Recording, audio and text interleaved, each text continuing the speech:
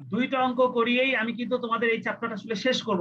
বলতে পারো যে এই দুইটা অঙ্ক মনোযোগ দিয়ে বুঝতে পারলে তোমরা সব ধরনের অঙ্ক করতে পারবে, কারণ ফ্লেক্সিবল বাজেটের মধ্যে অঙ্ক আছে মোটামুটি দুই রকমের। আর তাই তোমরা খেয়াল করো, আজকে আমি আলোচনা শুরু করব, তবে পিডিএফ তোমাদেরকে আমি আগেই দিয়ে দিয়েছি।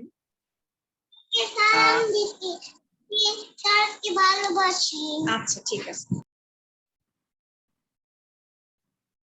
আমি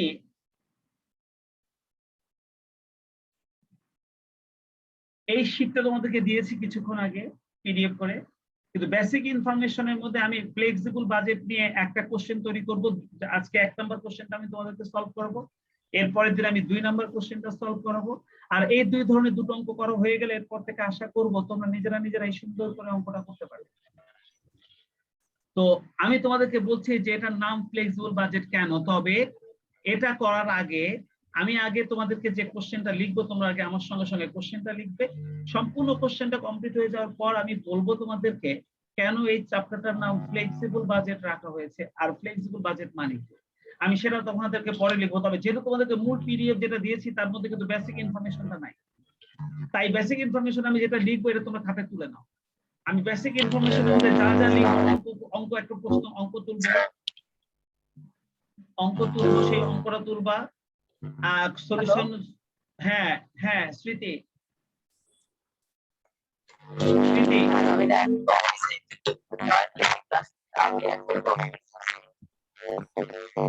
স্মৃতি কিছু বলছে কিন্তু রোবটের মতো লাগতেছে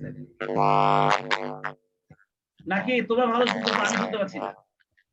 আমি আপনার কথা শুনতে পাচ্ছি, অফিসে আছি। স্মৃতি তুমি আমার কথা শুনতে পাচ্ছ পরিষ্কার? হ্যাঁ স্মৃতি ঘ্যাঁপড়ে করতে দিয়া স্যার স্মৃতিকে মিউট করে দেন, আর এখানে এফএম এর মধ্যে শব্দ হচ্ছে। ও আচ্ছা স্মৃতি, তোমার ওখান থেকে অনেক সাউন্ড হচ্ছে, তুমি নিজেই মিউট করে দাও। ও শুধু শুনুক। তুমি শুনো, তোমার ওখান থেকে খুব ডিস্টার্ব হচ্ছে, মানে খুব সাউন্ড আসতেছে খুব। আমি মনে করছিলাম বোধহয় আমার প্রবলেম হচ্ছে কিনা। আচ্ছা, ফ্লেক্সিবল বাজেটের জন্য আমি দুইটা অঙ্ক করাবো, দুই ধরনের। আজকে আগে কোশ্চেনটা আমি তুলবো, তোমরাও আমার সাথে সাথে কোশ্চেনটা তুলবে, যেহেতু তোমাদের যে পিডিএফটা দিয়েছি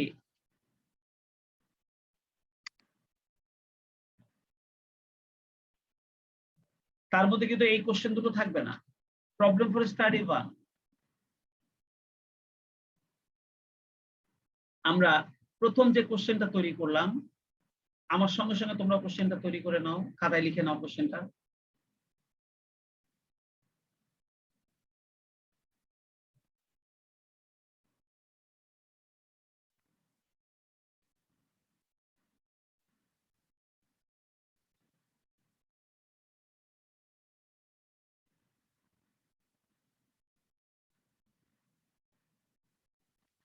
X company produces a product at 60% capacity,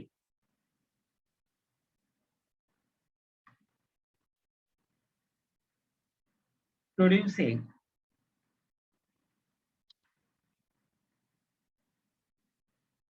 6000 units of product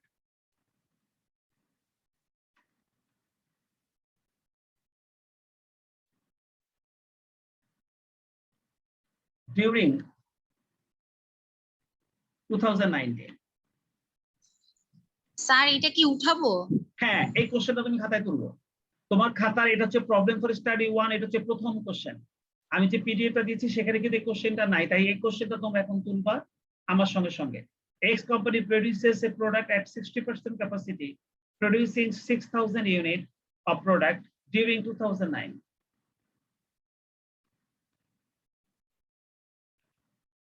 The production cost report is as under.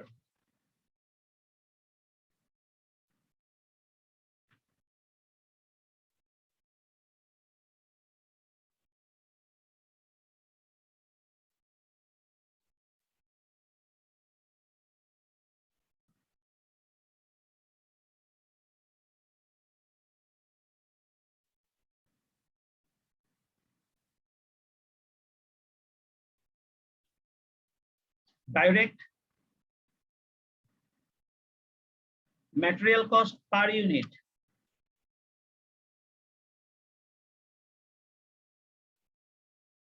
টাকা 20, 100% variable.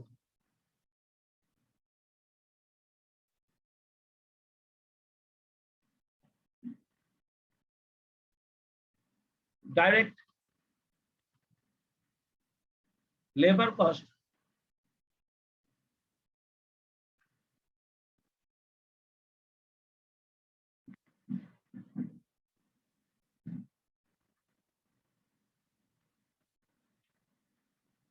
per unit,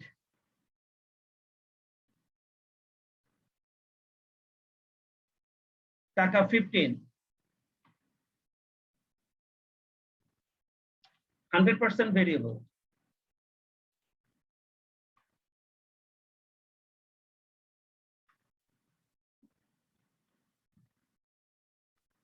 factory overhead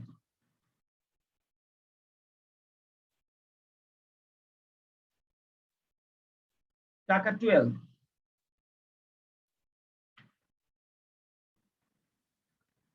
60% fixed.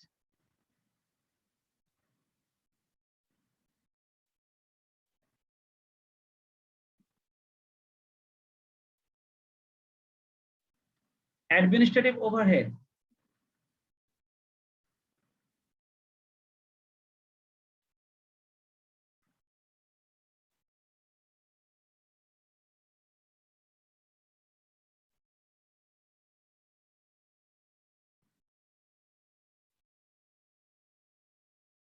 Administrative overhead টাকা 10,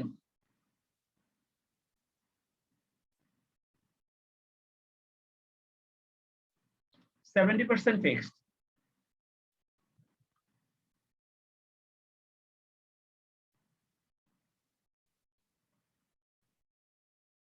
selling overhead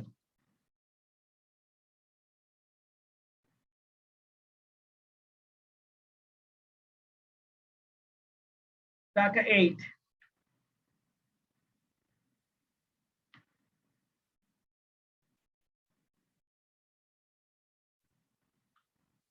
20% variable.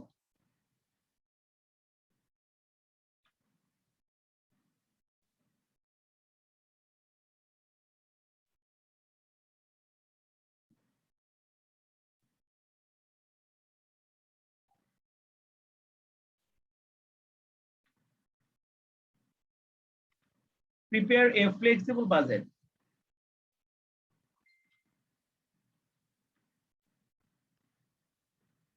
at 70%, 80%, and 90% capacity. আমার কোশ্চেনটা তৈরি করা শেষ। তোমরা সবাই কোশ্চেনটা খাতায় তোলো। তোমরা কোশ্চেনটা খাতায় তুললেই আমি তোমাদেরকে বুঝাতে পারবো যে কেন আমরা এই অঙ্কটাকে ফ্লেক্সিবল বাজেট নাম দিয়েছি, আর ফ্লেক্সিবল বাজেট বলতে আমরা আসলে কি বুঝি। তোমরা আগে কোশ্চেনটা একটু নিজেরা তুলে নাও, তাহলে আমি জিনিসটা বুঝাতে সহজ হবে আমার। এবং মনে রেখো, এই যে ফিক্সড ভেরিয়েবল তোমরা দেখছো, CBP cost volume profit relationship, সেই সিবিপি এর মধ্যে কিন্তু তোমার ভেরিয়েবল কস্ট ফিক্সড কস্ট দেখেছো। তোমরা ডাইরেক্ট কস্টিং এর অ্যাবসর্পশন কস্টিং এর মধ্যে কিন্তু ফিক্সড এবং ভেরিয়েবলটা দেখেছো। তাহলে দেখো কিন্তু তোমরা সিবিপি এর মধ্যে তোমরা ফিক্সড ভেরিয়েবলটা শিখেছো, ডাইরেক্ট কস্টিং অ্যাবসর্পশন কস্টিং এর মধ্যে ফিক্সড ভেরিয়েবল আছে। আর দেখো এই যে ফ্লেক্সিবল বাজেট করতেছি, এটার মধ্যেও ফিক্সড এবং ভেরিয়েবল কস্ট রয়েছে।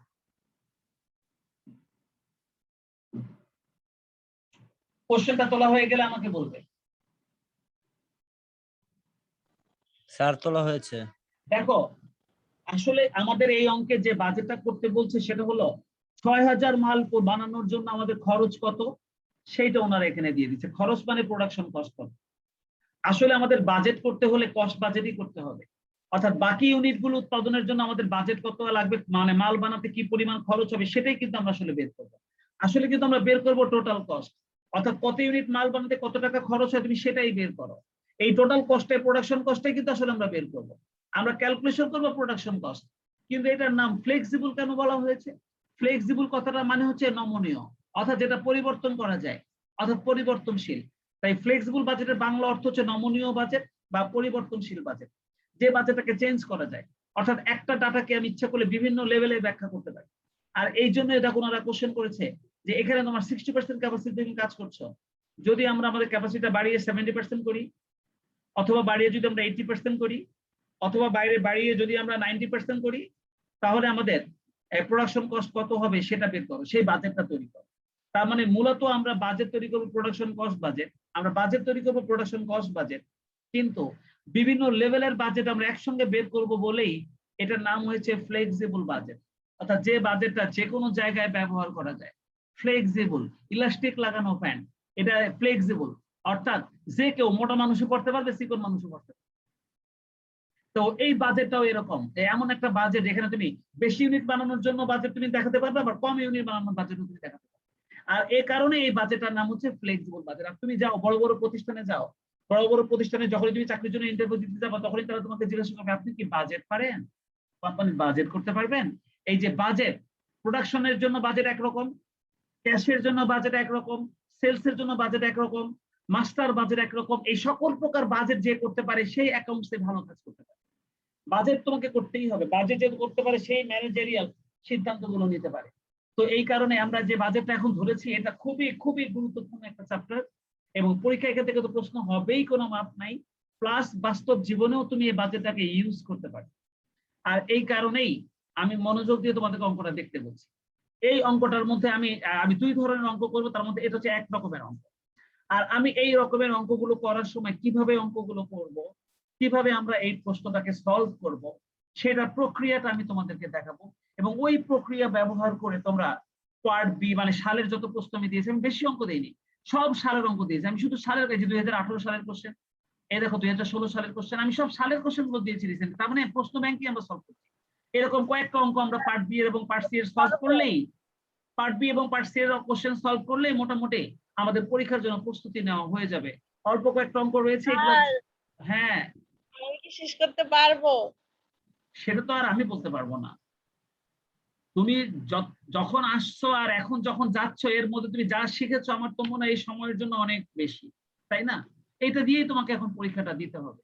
আর তুমি শেষ করতে পারবে কিনা সেটা তো আসলে আমি বলতে পারবো না। যে কটা দিন হাতে আছে, তো সেই কটা দিনের মধ্যে যদি আমি এই চ্যাপ্টারটার যত মোটামুটি যদি দুইটা ক্লাসও যদি পাও, দুইটা ক্লাসে তুমি ফ্লেক্সিবল বাজেটের যে ধারণাটা তুমি পাবা, তাই দিয়ে তুমি পরীক্ষাতে অ্যান্সার করে দিয়ে আসতে পারবা। কারণ এখান থেকে কোশ্চেন একটা অবশ্যই থাকবে।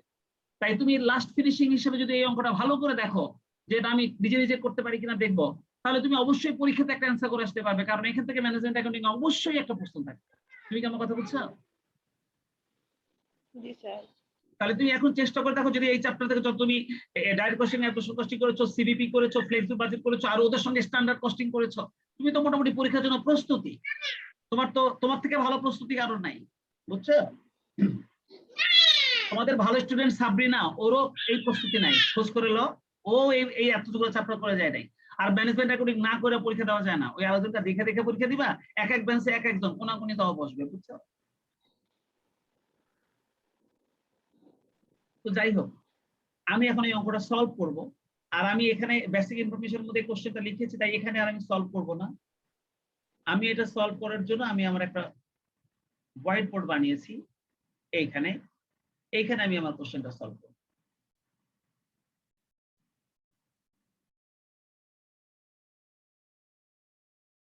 আমি কোশ্চেনটা এখানে কপি করে নিলাম। এবার আমি যদি এই অঙ্কটার সলিউশন করতে যাই, এটা হচ্ছে 1 নম্বর কোশ্চেন। এখন যদি আমি অঙ্কটার সলিউশন করতে যাই, তবে তোমরা মনে রেখো অঙ্কটা করতে গেলে তোমাকে সর্বপ্রথম কয়েকটা ওয়ার্কিং করে নিতে হবে। তোমাকে এই অঙ্কটার সলিউশন করতে হলে তোমাকে কয়েকটা ওয়ার্কিং সুন্দর করে নিতে হবে। আর আমি এই ওয়ার্কিং গুলোকেই সবচেয়ে বেশি গুরুত্ব দেই। ফ্লেক্সিবল বাজেটের চেয়ে আমি কিন্তু এই ওয়ার্কিং গুলোকে বেশি গুরুত্ব দেই। আর তাই তোমরা খুব মনোযোগ দিয়ে আমার এই ওয়ার্কিং গুলো একটু দেখবা।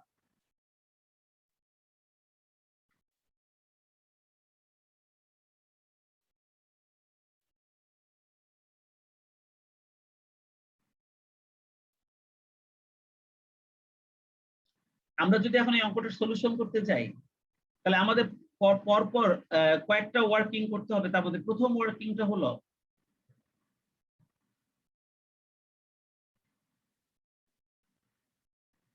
প্রথম ওয়ার্কিংটা হলো, দেখো আমাদের এখানে বলেছে আমরা 60% ক্যাপাসিটিতে 6000 মাল বানাচ্ছি, আর ওনারা আমাদেরকে বাজেট করতে বলছেন 70%, 80% এবং 90% ক্যাপাসিটিতে।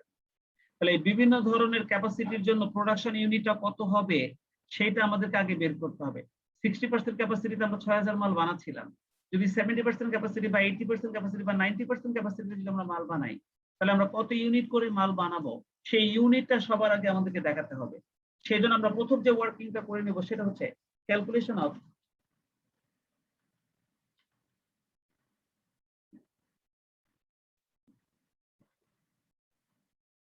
Production unit budget.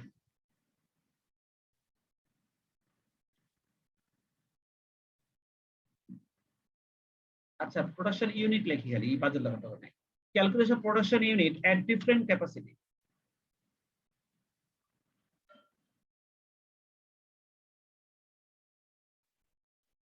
Calculation of production unit at different capacity, বিভিন্ন ক্যাপাসিটিতে প্রোডাকশন ইউনিটটা কত হবে সেটাই এখন আমরা বের করব। এবং সেটা কিভাবে বের করছি দেখো, প্রথমে এট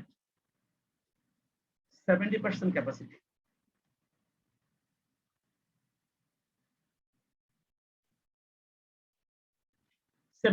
ক্যাপাসিটিতে আমরা কতগুলো মাল বানাবো চলো সেটা আমি একটু দেখাই।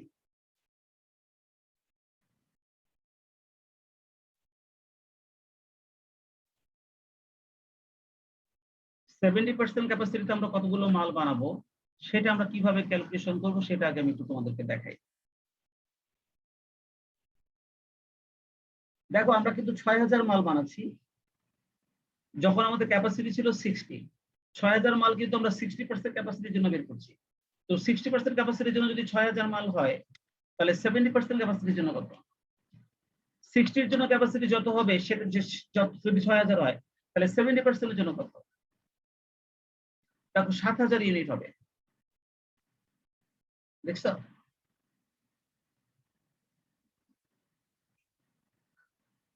এইভাবে আমরা ঐকিকীয়ন করে এই ওয়ার্কিংটা করে নেব।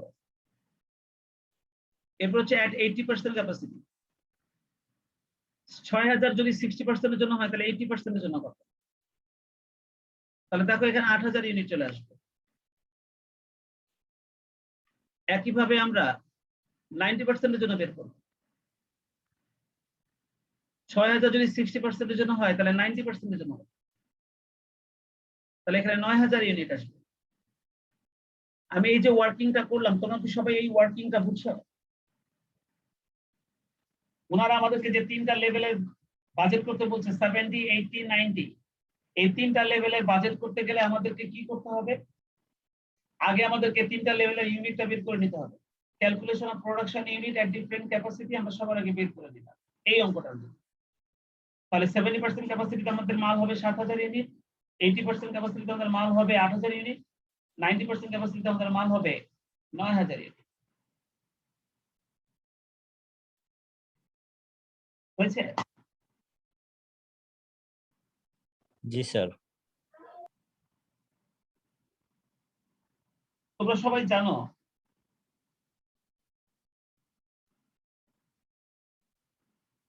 জানো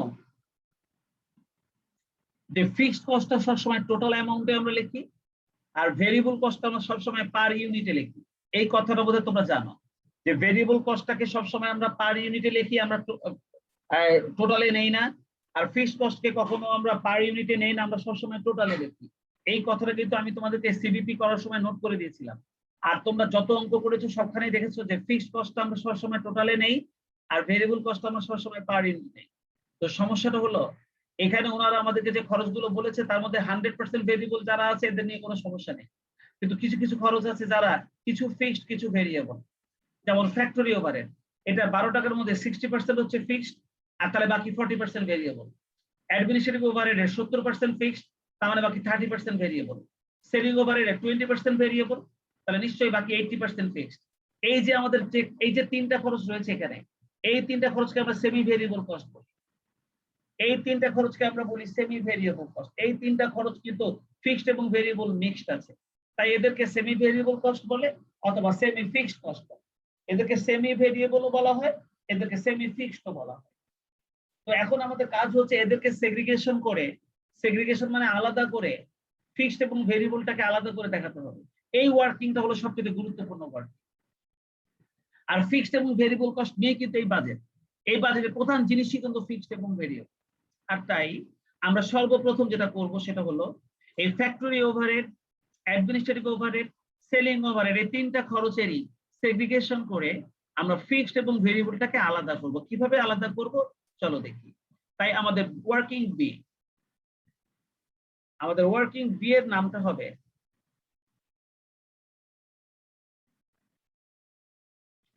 working B, segregation of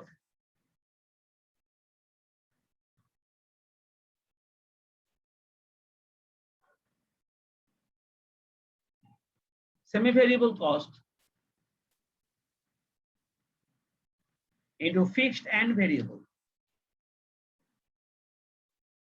Segregation of semi-variable cost into fixed and variable. Working B. Segregation of semi-variable cost into fixed and variable.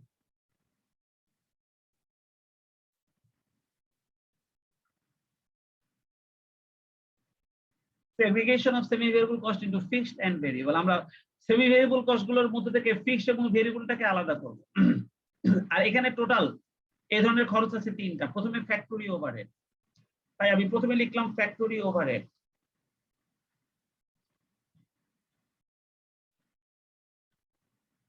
প্রথমে আমি ফ্যাক্টরি ওভারহেডটাকে সেগ্রিগেশন করব। আর আমি তোমাদেরকে বলেছিলাম যে ফ্যাক্টরি ওভারহেডের সেগ্রিগেশন যদি করতে চাও ভেরিয়েবলটা পার ইউনিটে রাখবে আর ফিক্সডটাকে টোটালে রাখবে। ভেরিয়েবলটাকে পার ইউনিটে রাখবে আর ফিক্সডটাকে টোটালে রাখবে। তাহলে প্রথমে আমরা ফ্যাক্টরি ওভারহেডের ভেরিয়েবলটা লিখছি। তোমরা দেখো তো ফ্যাক্টরি ওভারহেড 12 টাকা ছিল, যার নাকি 60% ফিক্সড। আচ্ছা 12 টাকার যদি 60% ফিক্সড হয় তাহলে কি এই 12 টাকার 40% ভেরিয়েবল হবে না? এই কথাটা কি তোমরা সবাই বোঝো? ফ্যাক্টরি ওভারহেডের 12 টাকার যদি 60% ফিক্সড হয় তাহলে কি এই 12 টাকার বাকি 40%টা কি তোমার ভেরিয়েবল হবে না? জি স্যার। আচ্ছা তাহলে চলো আমরা এখানে লিখে ফেলি ভেরিয়েবল 40% অফ টাকা 12। দেখো তো 12 টাকার 40% কত টাকা হয়? 4 টাকা 80 পয়সা। আমরা আমাদের ভেরিয়েবলটা বের করে ফেললাম। আর এবার বের করব ফিক্সড। ফিক্সডটা কিন্তু কখনো পার ইউনিটে না, টোটাল টাকায় আসে। তাই টোটাল টাকাটা বের করার জন্য আমি তোমাদেরকে এই সিস্টেমটা বলছি। দেখো তো ফ্যাক্টরি ওভারহেড 12 টাকার 60% ফিক্সড, তাহলে আমরা লিখব 60% অফ টাকা 12 টাকার 60%, এতে পার ইউনিটটা বেরোবে। কিন্তু আমাদের এখানে যে ইনফরমেশনটা দেওয়া আছে তা কত ইউনিটের জন্য ইনফরমেশন দেওয়া আছে? এখানে যে ইনফরমেশনটা দেওয়া আছে তা 6000 ইউনিটের জন্য দেওয়া আছে না? তাই যদি এখন আমি এটাকে 6000 দিয়ে গুণ করে দেই তাহলে কিন্তু আমাদের ফিক্সড এর টোটাল টাকাটা বের হয়ে আসবে।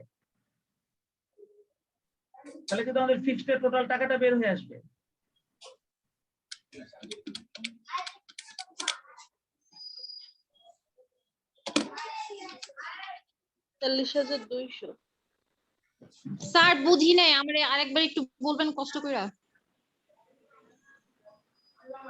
আমি বলছি ফ্যাক্টরি ওভারহেডটা ওনারা বলেছে 12 টাকার 60% হচ্ছে ফিক্সড। তুমি 12 টাকার 60% করো তাহলে কত টাকা হয়? 7.2 হয় না? জি স্যার। কিন্তু ঘটনা হলো ফিক্সড কস্টটা কখনো পার ইউনিটে আমরা দেখি না। ফিক্সড কস্টটা আমরা সবসময় টোটাল অ্যামাউন্টে দেখাই। তো এখন প্রশ্ন হচ্ছে এখানে যে ইনফরমেশন গুলো ওনারা দিয়েছে তার তো 60% ক্যাপাসিটির জন্য দিয়েছে, আর সেখানে ওনারা মাল বানাচ্ছে 6000, তাই না? সেই জন্য তোমার ওই 7.2 কে এখন আমি 6000 দিয়ে গুণ করে দেবো যাতে আমার টোটাল কস্টটা চলে আসে। কারণ ফিক্সড কস্টটা কখনো পার ইউনিটে ব্যবহার করা হয় না, ফিক্সড কস্টটা সবসময় টোটাল অ্যামাউন্টে ব্যবহার করা হয়। বুঝতে পেরেছো? তাহলে 12 টাকার 60% মানে 7.2, আর ওই 7.2 কে যখনই আমি 6000 দিয়ে গুণ করবো তখনই আমি আমার ফিক্সড কস্টটা টোটাল অ্যামাউন্টটা পেয়ে যাবো। দেখো তো টোটাল অ্যামাউন্টটা কত হয়? 43200। বৃষ্টি তুমি ফিক্সড কস্ট 43200 টাকা কিভাবে বের করেছো কি দেখেছো? জি স্যার। আচ্ছা ফ্যাক্টরি ওভারহেডটা আমরা বের করেছি। আমাদের ফ্যাক্টরি ওভারহেডের সেগ্রিগেশন করা শেষ। ফ্যাক্টরি ওভারহেডের ভেরিয়েবল কস্ট এবং ফিক্সড কস্ট দুটোই আমরা বের করে ফেলেছি। আচ্ছা, এখন আমরা বের করব পরের খরচটা। দেখো তো পরের খরচটার নাম কি? Administrative overhead. তাহলে এখন আমরা বের করব অ্যাডমিনিস্ট্রেটিভ ওভারহেড।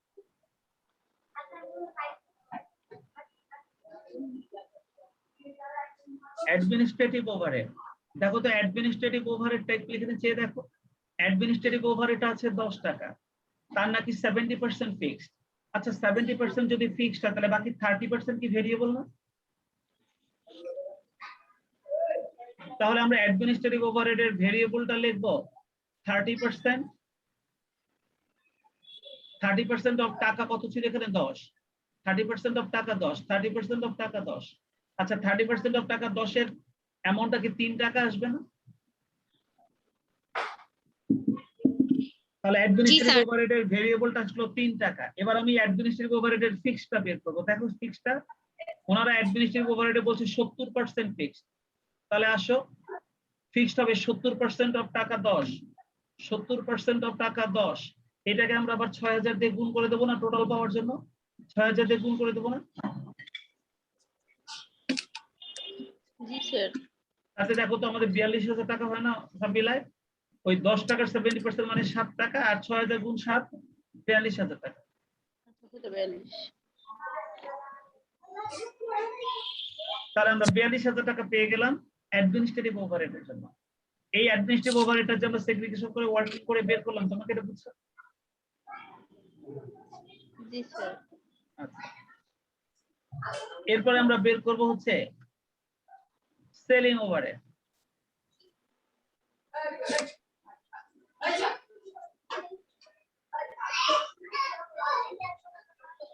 বাকি এবার সেলিং ওভারহেডটা বের করব। আমরা সেলিং ওভারহেডটা বের করছি কিভাবে খেয়াল করো। সেলিং ওভারহেড এখানে বলেছিল 8 টাকা, যার নাকি 20% ভেরিয়েবল। ওনারা বলে দিয়েছে ভেরিয়েবলটা 20%। তাহলে চলো আমরা ভেরিয়েবলটা বের করব। 20% অফ টাকা 8, 20% অফ টাকা 8।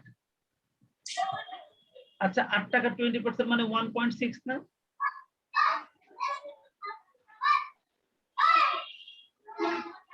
আট টাকা 20% হচ্ছে 1.6। আচ্ছা যদি 20% ভেরিয়েবল হয় তাহলে বাকি 80% ফিক্সড না বৃষ্টি? বাকি 80% তাহলে ফিক্সড না? তাহলে 80% অফ টাকা 8, 80% অফ টাকা 8 গুণ হচ্ছে 6000। কারণ সকল ফিক্সড কস্ট বের করতে গিয়ে কিন্তু আমরা 6000 দিয়ে গুণ করেছি, তোমরা দেখছো নাকি?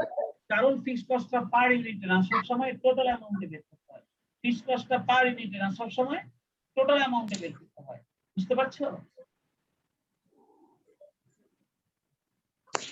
এই জন্য আমরা ওই 8 টাকার 80% যেটা হয় তার সঙ্গে 6000 গুণ করে দিচ্ছি। দেখো তো কত হয়?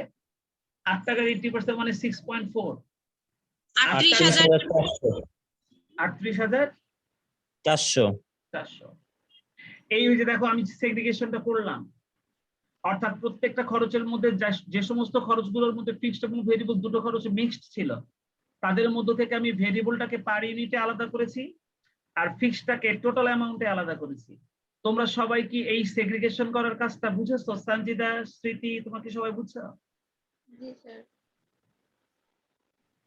তাহলে আমাদের এই অঙ্কে আমরা প্রথমে আমরা প্রোডাকশন ডিফারেন্ট ক্যাপাসিটির জন্য প্রোডাকশন ইউনিট বের করলাম, আর তারপরে আমরা সেগ্রিগেশন করে ফিক্সড এবং ভেরিয়েবল কস্ট গুলোকে আলাদা করলাম। এখন আমাদেরকে ওনারা যে প্রশ্নটা করেছে যে তুমি 70%, 80% এবং 90% ক্যাপাসিটির জন্য ফ্লেক্সিবল বাজেট তৈরি করো। আমরা এখন একটা ফ্লেক্সিবল বাজেট তৈরি করার জন্য আমরা রেডি। আমরা এখন একটা সুন্দর ফ্লেক্সিবল বাজেট আমরা এখন তৈরি করে নিতে পারবো। চলো আমরা এখন একটা সুন্দর ফ্লেক্সিবল বাজেট তৈরি করি।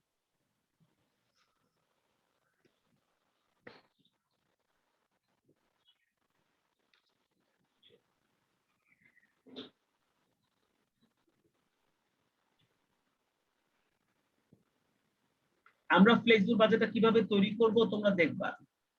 আমার ওয়ার্কিং গুলো করা হয়ে গেছে, এবার আমি ফ্লেক্সিবল বাজেটটা তৈরি করব।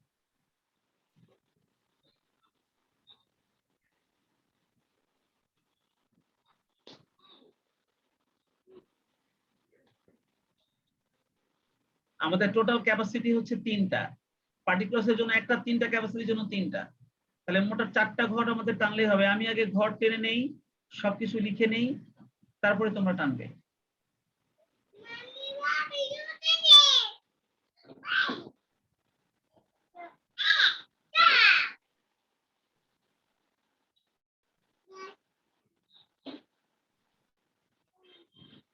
পার্টিকুলার্স প্রথমটা হচ্ছে 70%, 80%, 90% বলছো না বাবা, 70, 80, 90। দেখো 70% ক্যাপাসিটি,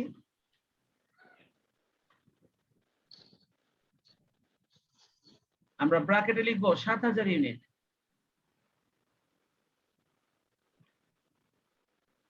এরপর 80% ক্যাপাসিটি,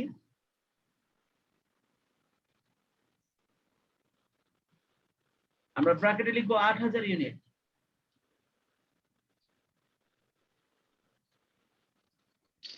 এরপর 90% ক্যাপাসিটি,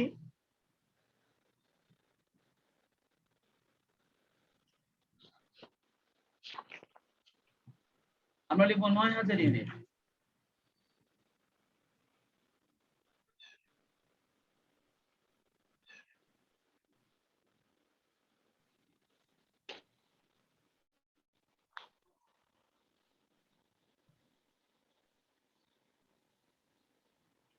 আমাদের ফ্লেক্সিবল বাজেট তৈরি করার জন্য আমাদের ঘর এরকমই হবে।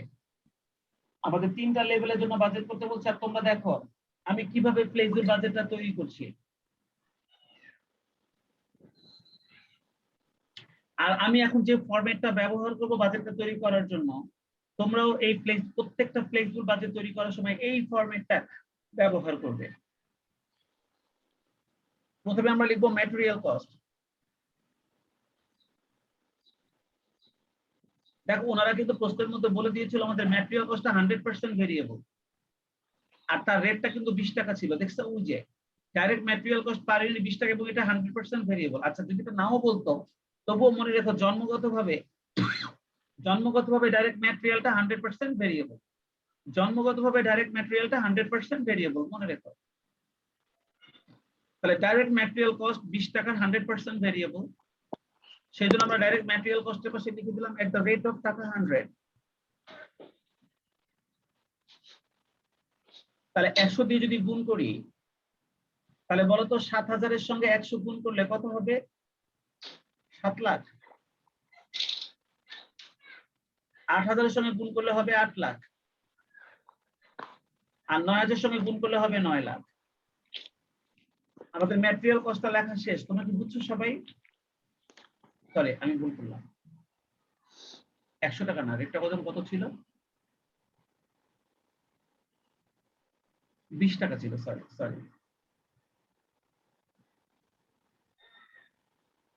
20 টাকা ছিল। তাহলে 7000 এর সঙ্গে 20 গুণ করলে কত হবে? 1,40,000 নাকি? হ্যাঁ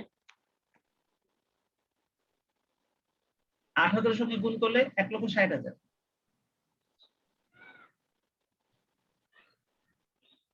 আর 9000 এর সঙ্গে গুণ করলে 1,80,000। দেখো আমি কিন্তু এই 20 টাকা দিয়ে সবাইকে গুণ করে দিচ্ছি, সব ইউনিটকে গুণ করে দিচ্ছি। ম্যাটেরিয়াল কস্ট আমরা বের করে ফেলছি। 20 তুমি ম্যাটেরিয়াল কস্ট বের করাটা বুঝছো? জি স্যার। দেখো লেবার কস্টের ওখানে ওনারা বলছে 100% ভেরিয়েবল। ওই যে লেবার কস্ট বলছে 100% ভেরিয়েবল, তার রেট ছিল 15 টাকা। তাহলে 15 টাকা সবার জন্য আমি ব্যবহার করতে পারবো।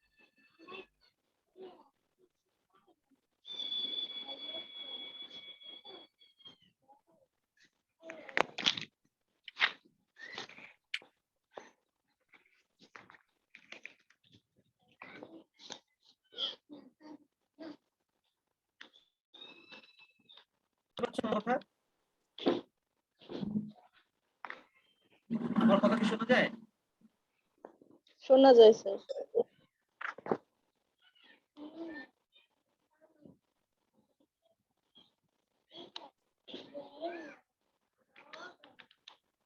আচ্ছা,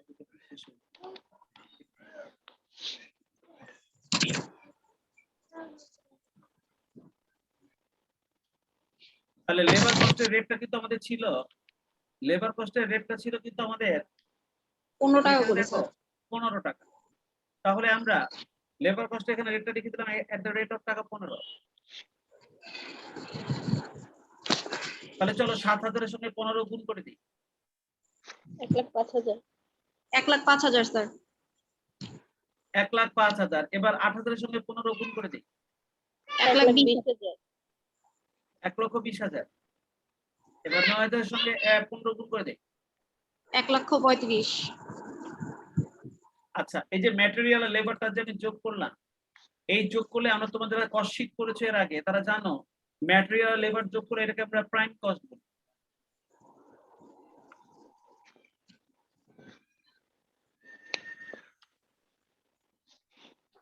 ম্যাটেরিয়াল কস্ট আর লেবার কস্ট যোগ করলে আমরা এটাকে প্রাইম কস্ট বলি। দেখো তো প্রাইম কস্টটা কত হয় প্রথমটা? 2,45,000, 2,80,000 3,15,000। আর 3,15,000। আচ্ছা, এবার দেখো আমাদের একটা ভেরিয়েবল ফ্যাক্টরি ওভারহেড আছে।